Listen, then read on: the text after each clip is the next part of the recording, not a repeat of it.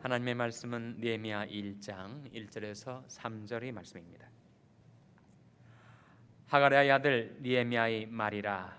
아닥사스다 왕 제20년 기슬루월에 내가 수산궁에 있더니 나의 한 형제 중 하나니가 두 사람과 함께 유다에서 이르렀기로 내가 그 사로잡힘을 면하고 남아있는 유다 사람과 예루살렘 형편을 물은즉. 다 같이 읽으시겠습니다.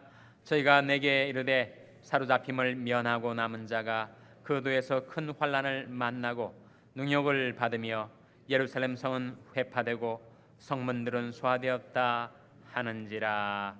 아멘. 우리 말씀 묵상하기 전에 다시 한번 기도하시겠습니다. 아버지 하나님, 연약한 저희들을 돌아보셔서 하나님의 말씀을 묵상할 수 있는 이 기회를 주신 것을 감사드립니다. 하나님, 저희들의 연약한 심령과 믿음을 하나님의 말씀으로 굳게 세워 주시옵소서. 먼저 하나님의 말씀을 저희들에게 밝히 깨달아 알 수 있도록 주의 말씀을 열무로 우둔한 저희들에게 비추어 깨닫게 하여 주시옵소서. 대저 생명의 원천이 주께 있사오니 주의 광명 중에 저희들이 광명을 보겠사오니 하나님 성령의 광명을 이 말씀 또한 저희들이 마음 가운데 비추어 주시기를 바라옵고 예수님의 이름으로 기도하옵나이다. 아멘. 할렐루야. 서로에게 평강의 복을 기원하는 마음으로 샬롬 인사 나누시기 바랍니다. 샬롬. 샬롬. 오늘 수요 예배 잘 나오셨습니다.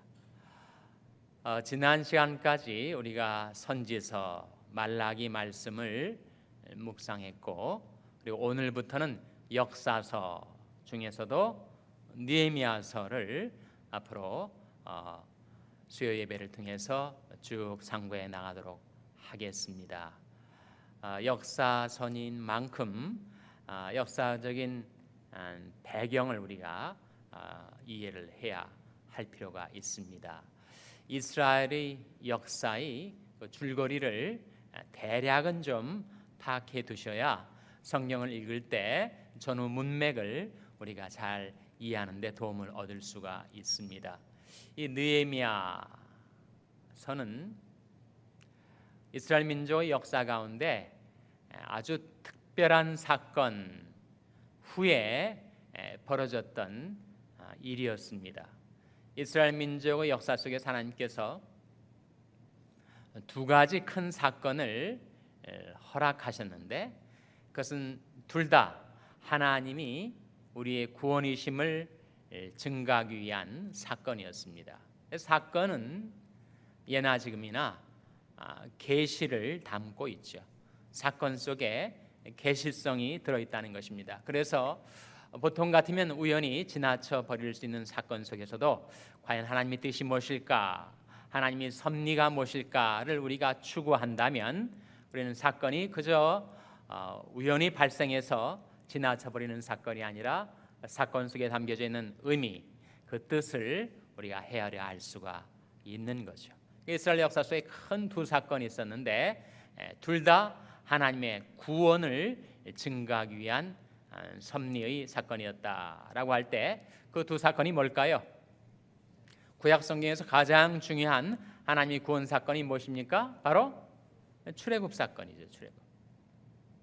애굽에 종살이하던, 그것도 400년 동안이나 종살이하던 히브리 노예들을 하나님께서 구원해 내셔서는 약속의 땅으로 이끌어 들이시고 거기 이스라엘 민족 국가를 형성케 하셨으니 그것은 정말 하나님의 구원 아니고서는 도저히 일어날 수 없는 사건이었습니다. 모세가 무슨 힘이 있어서 이 기백만이 히브리 노예들을 구출할 수가 있었겠어요?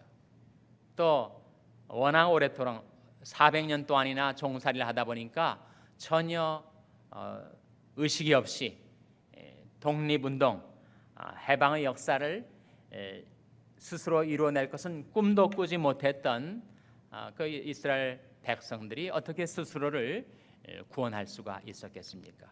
그래서 하나님이 시공간을 뚫고 이 역사 속에 들어오셔서 이스라엘 민족의 역사 가운데 개입하셔가지고 그들을 구원해내신 하나님의 구원 사건이 분명합니다.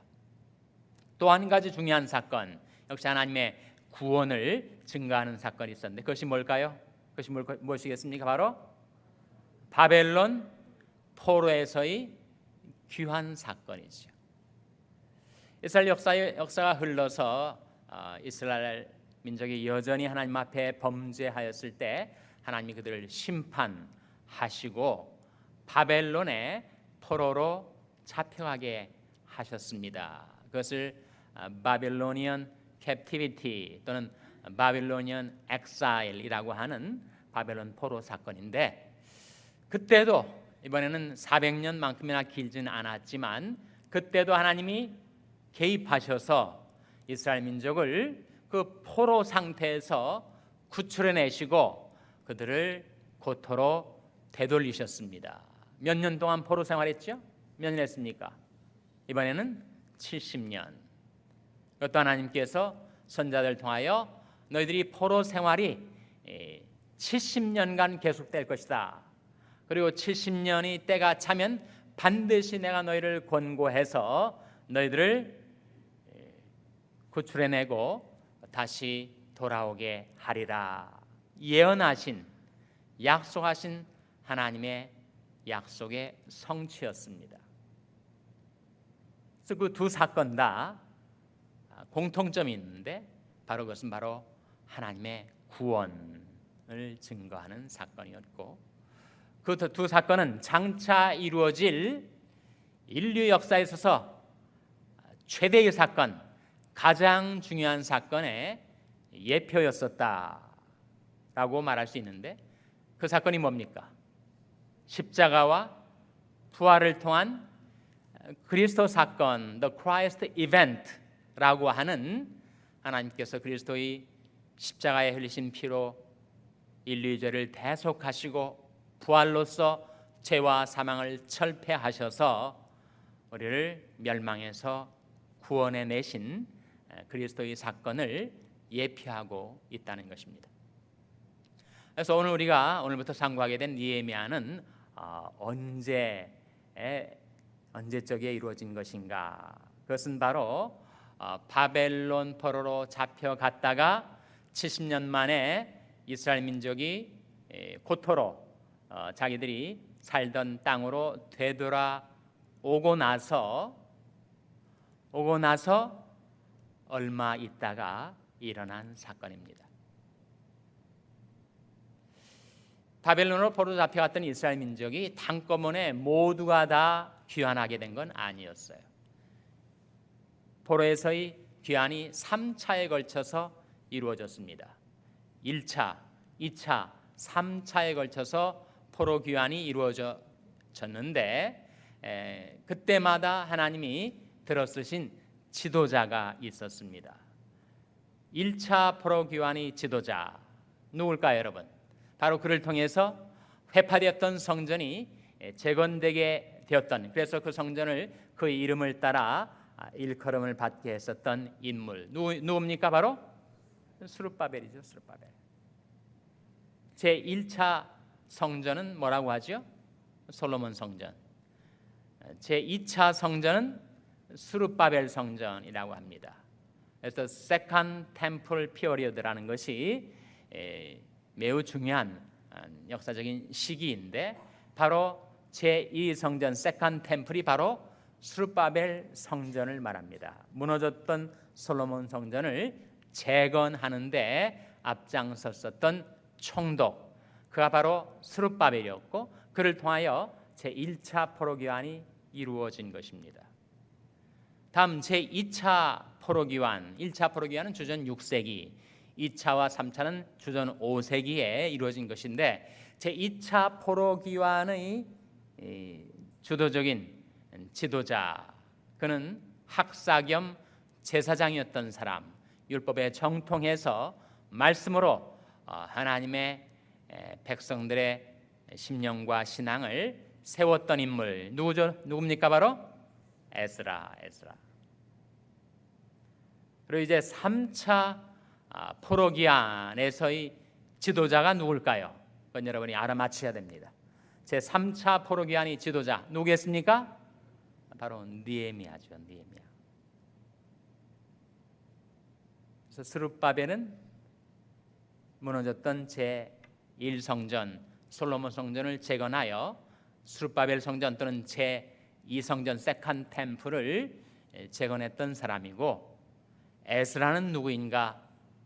외형적인 성전이 아니라 하나님의 백성들의 내면의 성전, 신앙의 성전, 그들의 삶의 영적인 성전을 재건했었던 인물이 바로 에스라였다면, 느헤미야는 뭘 한 거죠? 느헤미야는 물론 제3차 포로기한의 지도자이긴 하지만 느헤미야 역시 그에게 주어진 시대적인 사명이 있었는데, 느헤미야는 뭘 한 겁니까? 느헤미야는 성전은 재건되었지만 그러나 여전히 재건되지 않았던 그 무엇인가를 재건했던 것이 느헤미야가 했었던 일입니다. 그게 뭐죠? 바로 예루살렘 성벽을 재건한 것입니다. 그러니까 성전은 스룹바벨이, 그리고 내적인 영적인 성전은 에스라가, 그리고 느헤미야는 다시 뭘 재건했다고요? 예루살렘 성벽을 재건하는 거예요. 지금도 성지순례를 갔다 오신 분들은 아시듯이 예루살렘 성은 정말 큰 성입니다. 그 안에 상대적으로 훨씬 작은 성전이 있었는데, 성전은 스룹바벨 때 세워졌지만 여전히 성벽은 다 회파되고 불탄 채 그대로 남아 있었을 때, 하나님께서 이 느헤미야에게 너는, 이것이 내가 내게 주는 시대적인 사명인데 너는 성벽을 재건하라, 그런 사명을 받아서 그 사명을 완수했던 인물 느헤미야. 느헤미야는 참 존경스러운 인물입니다. 강력한 지도자였습니다. 그는 신행일치의 인물입니다. 신행일치가 뭐죠? 믿음과 행동이 정확히 일치되었었던 사람. 요즘 말로 하라면 정말 인테그리티가 있는 사람, 통전성 또는 성실성 또는 정직성이라고 말하는 한 인물을 평가할 때 가장 중요한 가치로 언급되는 그 인테그리티가 있었던 사람이 바로 느헤미야였어요. 그의 직업은 뭐였죠? 직업은 원래는 술 맡은 관원장이었는데 하나님께 사명을 받아서 예루살렘 총독으로 부임하게 되죠. 그래서 여러분, 이 느헤미야, 우리가 앞으로 상고해 나갈 이 느헤미야에서 이루어지는 모든 일들은 주전 몇 세기의 사건이라고요? 주전 5세기입니다. 5세기. 스룹바벨 1차 귀환이 주전 6세기, 그리고 에스라와 느헤미야의 제2차, 3차에 걸친 포로 귀환은 주전 5세기. 그 당시에 세계를 주름잡았던 강대국이 하나 있었는데 그 강대국은 뭘까요, 여러분? 느헤미야 시대의 말이죠. 누구겠습니까? 어느 나라겠습니까? 바벨론이 아니고 페르시아입니다. 페르시아. 바사라고 하는 페르시아. 바벨론은 지금으로 말하면 어느 나라예요? 이라크입니다. 바사, 페르시아는 지금으로 말하면 어느 나라예요? 이란이죠. 이란. 이라크와 이란이 붙어 있습니다. 근데 먼저 역사 속에서 바벨론이 강대국이 돼서 남한국 유다를 무너뜨렸었고, 그 바벨론을 무너뜨려서 이제 유다를 해방시킨 제국이 바로 바사 페르시아입니다.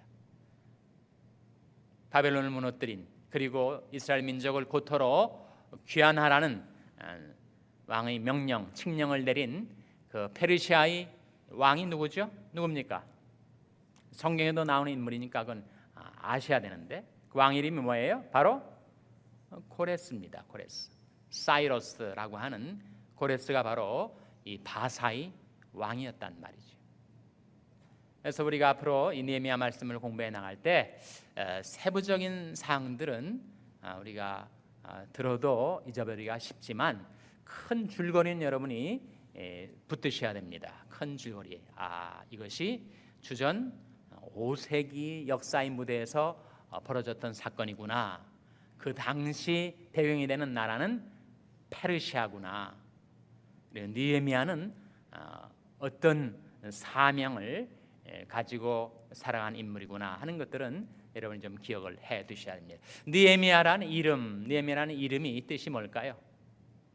느헤미야 이름의 뜻은 느헤미야, 마지막 야가 뭐겠습니까? 이게 바로 야훼입니다. 야훼. 그래서 느헤미야의 이름의 뜻은 뭐냐면 야훼께서 위로하신다, 그런 뜻이에요. 여호와께서 위로하신다, 하나님이 위로하신다. 느헤미야는 그 이름대로 하나님의 백성들을 위로했었던, 예루살렘 성벽도 무너졌지만 그들의 신앙, 그들의 심령, 그들의 삶이 무너져 내렸을 때 그것을 재건하고 상심한 백성들을 위로했었던 하나님의 일꾼이었단 말이죠. 그래서 이사야 40장 1절에 보시면 이런 메시지가 나옵니다. 이것이 느헤미야의 이름하고 정확히 일치되는 건데 한번 찾아보시기 바랍니다. 이사야 40장 1절 2절. 이사야 40장은 구약성경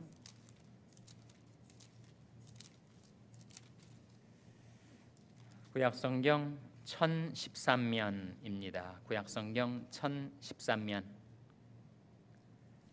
이사야 40장 1절 2절 같이 읽겠습니다.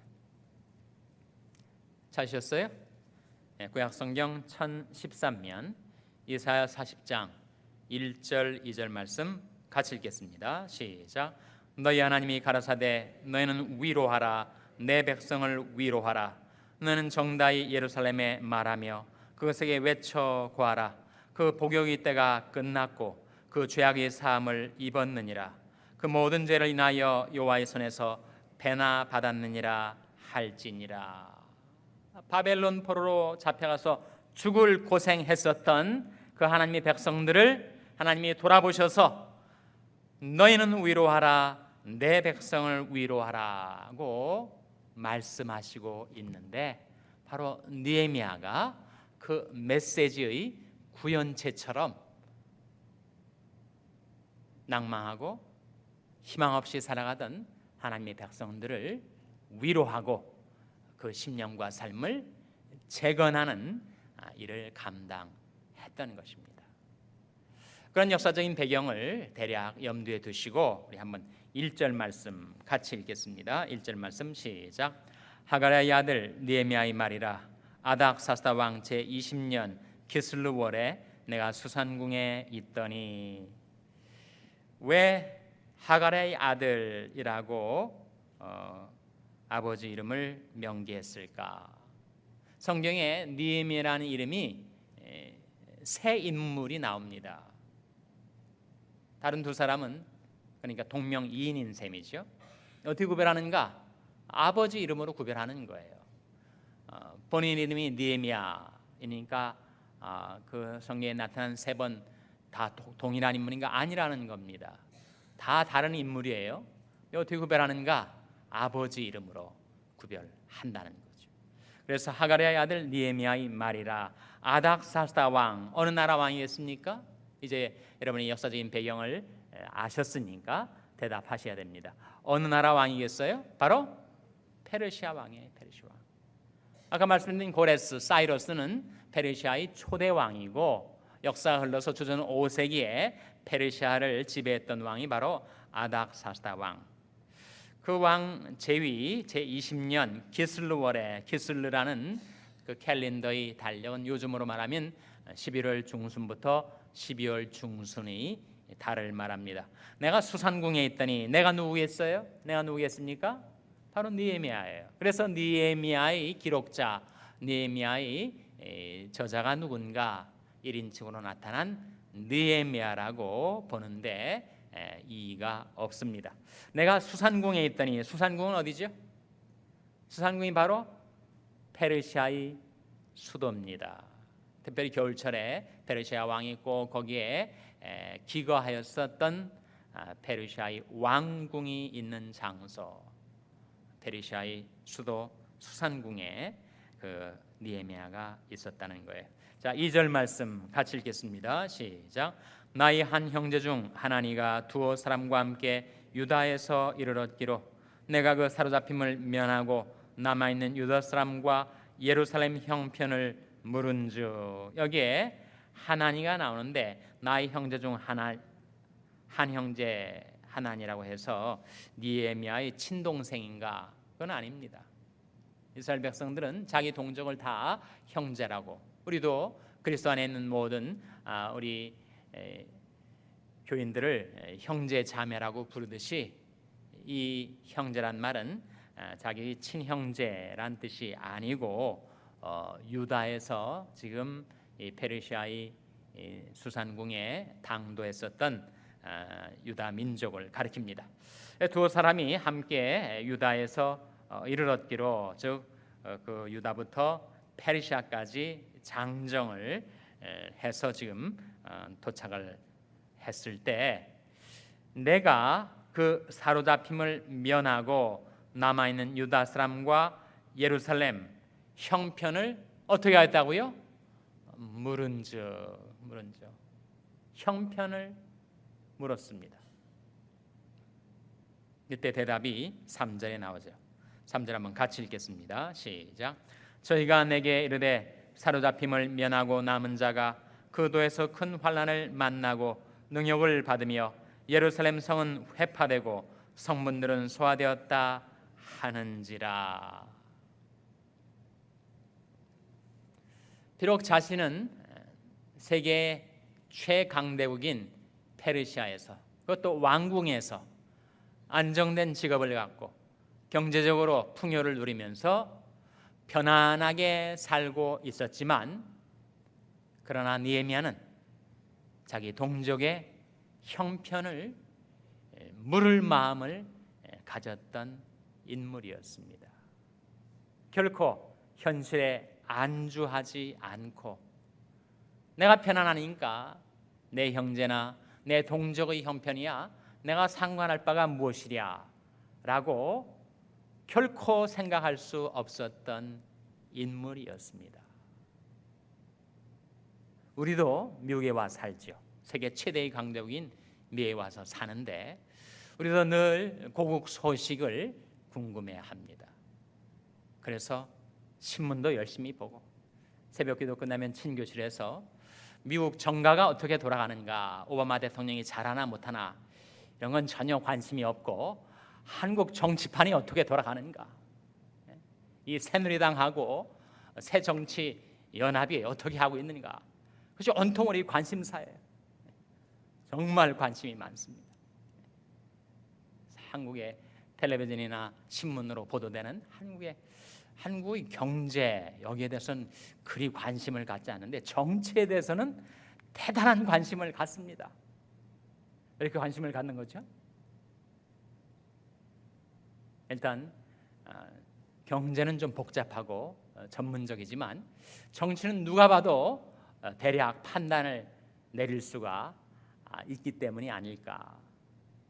우리가 한국 정치에 대해서 지대한 관심을 기울이는 그것이 꼭 나쁜 것만은 아니죠. 어떤 때는 좀 지나치다, 과도하다 그럴 때도 있지만 그것은 고국에 대한 우리들이 관심의 표현이기도 하니까요. 여러분, 우리가 미국에 와서 살고 우리 자식들도 여기서 태어나고 여기서 성장하고 또 아마도 역이민을 하지 않는 이상 미국에서 계속 살아갈 텐데 왜 우리가 고국에 대해서 관심을 갖게 되는 것입니까? 저는 두 가지 이유가 있다고 생각해요. 하나는 거기에 아직 내 혈육 친지들이 살고 있기 때문에, 내 부모님 돌아가신 분들도 물론 계시겠지만 내 형제자매들 온통 가족이 다 미국으로 이민 온 그런 분들도 계시더라고요. 어느 분은 미국에 와가지고 40년 됐는데 한 번도 한국에 나가본 적이 없으신 그런 분도 계시긴 계시더라고요. 네, 우리 고국에 대한 관심은 거기 아직도 살고 있는 나의 혈육, 친지, 형제, 자매, 피부체에 대한 관심, 그게 하나고, 두 번째는 아직 한국에 많은 문제를 가지고 있어서 믿지 않는 사람들이나 사회로부터 손가락질을 받을지언정 거기에 뭐가 있기 때문입니까? 거기에 바로 하나님의 교회가 있기 때문이죠. 하나님의 교회. 그래서 하나님의 교회의 안위, 갱신, 부흥을 위해서, 그리고 거기에 아직도 살아가고 있는 내 혈육 친지 형제 자매들이 혹이나 불행한 사건이 생기고 대재앙이 밀어닥쳐서 그들이 생명과 건강, 그들이 일구었던 삶의 모든 기반들이 혹시라도 큰 타격을 받게 되지 않을까, 그렇게 관심을 기울이게 되는 거예요. 그것이 아마 인지상정이 아니겠는가. 그래서 너무 육신적인 것이고 신앙적으로 뭐 그런 게 있느냐라고 말할 수가 없는 일이겠죠. 왜 그러냐면 이스라엘 백성들도 그들이 온 세상의 디아스포라 흩어져 가지고 살아도 항상 고국에 대한 관심과 기도를 잃지 않았어요. 근데 그 이유가 성경에 나오더라고요. 사실은 성경에 나오는 이유 때문에 제가 제 생각을 정리한 것입니다. 왜 고국에 대해서 계속해서 관심을 갖고 기도를 하게 되는 것일까? 두 가지. 시편 122편 7절 8절 한번 보시기 바랍니다. 시편 122편 7절 8절에 바로 우리가 두고 온 고기에 대해서 여전히 관심을 기울이는 두 가지 이유가 나오고 있습니다. 시편 122편 7절 8절을 한번 찾아서 같이 읽겠습니다. 7절부터 9절까지 읽도록 하겠습니다. 시편 122편 7절부터 9절까지 같이 읽겠습니다. 시작. 내 성 안에는 평강이 있고 내 궁중에는 형통이 있을지어다. 내가 내 형제와 부모를 위하여 이제 말하리니 내 가운데 평강이 있을지어다. 여호와 우리 하나님의 집을 위하여 내가 내 복을 구하리로다. 그 두 가지 이유, 왜 고기에 대해서 여전히 관심을 갖고 우리가 노심초사하며 살아가는가? 8절에 누가 있기 때문이라고요? 거기에 내 형제와 부모를 위하여, 부모는 친구를 말합니다. 거기에 내 혈육과 친지들이 살고 있으니 그 가운데 평강이 있기를 우리가 바라는 것 하나. 두 번째 9절에는 무엇을 위해서 복을 구한다고요? 여호와 우리 하나님의 집을 위하여. 하나님의 집이 뭡니까? 물론 당시에는 예루살렘 성전이었겠으나 우리들에게 있어서는 바로 하나님의 교회, 바로 그리스도의 몸된 교회 때문에 우리가 고기에 대해서 관심을 갖는 거죠. 우리 민족이 하나님의 교회를 통해서 하나님께로 회개하고 돌아와서 하나님 주신 평강 가운데 잘 되기를 위해서 관심을 기울이고 기도하며 살아가고 있는 것입니다. 다시 본문으로 돌아와서, 그래서 느헤미야가 유다에서 이 페르시아로 온 하나니와 두어 사람한테 무언가를 물었습니다. 뭘 물었습니까? 형편을 물었어요. 형편. 잘 살고 있는지, 잘 되고 있는지, 평안이 있는지, 아니면 여전히 죽도록 고생하고 있는지. 사랑의 반대는 미움이 아니라 무관심이라고 하죠. 가족들 가운데 항상 사랑만 하고 살지는 못하고 미워할 때도 있죠. 애정이 교차하는 것, 그것은 여전히 사랑이 있다는 표시입니다. 전혀 마음이 떠나가면 관심이 없어지는 거예요. 무관심이 사랑의 반대입니다. 그러니까 이 느헤미야가 두고 온 고국의 형편을 물었던 것, 그것은 그의 마음속에 있는 고객에 대한 사랑의 증거입니다. 그리고 그 형편을 물었을 때 그 대답을 듣고 느헤미야가 뭘 발견하죠, 여러분? 뭘 발견합니까? 처참하게 회파된 예루살렘 성벽에 대한 형편을 알게 되었을 때 그가 뭘 발견합니까? 바로 사명을 발견해요. 사명. 이 형편을 묻는다는 것이 얼마나 중요한 일인지, 관심을 갖는다는 것이 얼마나 중요한 거예요. 사람이 무관심한 인생은 사명도 발견하지 못한 채 계속 표류하고 말 것입니다. 느헤미야 역시 그 세계 최고의 강대국인 그 페르시아에서 더군다나 왕족, 마치 귀족처럼 그렇게 지근거리에서 왕을 보필하고 편안히 부유하게 살 수가 있었지만 그가 다시 예루살렘으로 돌아와서 죽을 고생하면서 하나님이 하라고 하신 일을 감당할 수 있는 사명자가 될 수 있었던 것, 그것은 형편을 물었기 때문에. 우리는 묻는 것 좀 주저합니다. 괜히 물었다가 왕창 부담 걸머지게 될까 봐 별로 관심을 기울이지도 않고 묻지도 않아요. 아는 것이 힘이다, 그런 말도 있지만 또 무슨 말도 있어요? 모르는 게 약이다. 그러니까 아예 모르고 지나가자. 그러나 형편을 묻는 자에게 사명의 발견이 있게 되는 겁니다. 여러분, 정말 세상에서 가장 가치 있는 인생을 사는 사람은 사명자예요. 왜 그렇습니까? 하나님이 내게 하라고 하신 일이 무엇인가를 발견해서 그 일을 위해서 자기 인생을 투신할 수 있는 사람은 정말 가치 있는 인생을 사는 것 아니겠어요? 예수님께서 요한복음 17장 4절에 아버지께서 내게 하라고 주신 일을 내가 이루어 아버지를 영화롭게 하였사오니, 예수님이 사명자 아닙니까? 바울도 사명자죠. 나의 달려갈 길과 주 예수께 받은 사명, 곧 하나님의 은혜의 복음 증가하는 일을 마치려 하면 나의 생명을 조금 더 귀한 것으로 여기지 아니하노라. 정말 위인들은, 진정한 위대한 인물들은 다 사명자죠. 그 사명을 깨닫고 사명을 발견하고 사명에 자기 인생을 걸고 사명을 위해서 목숨까지 내던질 수 있는 사명자야말로 가장 강력한 인생을 살 수 있고 가장 보람찬 인생을 살 수 있지 않겠는가.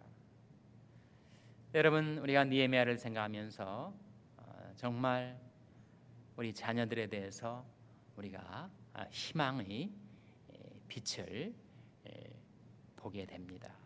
왜 그런가 하니, 성경에서 하나님께서 시대적인 사명을 주셔서 하나님 영광을 위해서 놀랍게 쓰셨던 인물들을 보면 다 누구예요? 다 이민자들이다 하는 겁니다. 몇 가지 예를 한번 생각해 보세요.